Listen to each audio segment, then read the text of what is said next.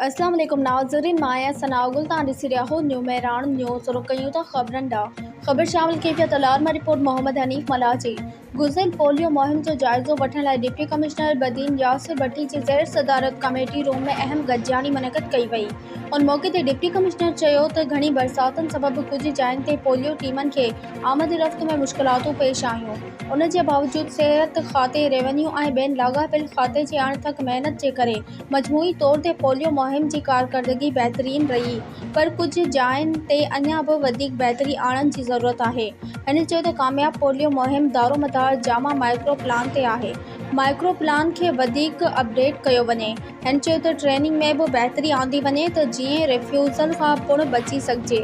गॾिजाणी में an staff officer doctor मंज़ूर मेमण तफ़सीली ब्रीफिंग ॾींदे ॿुधायो त पोलियो मुहिम दौरान पैदाइश खां 5 सालनि ताईं जे 4,25,824 ॿारनि खे पोलियो खां बचा जा फुणा पियारण जो टारगेट मुक़ररु कयो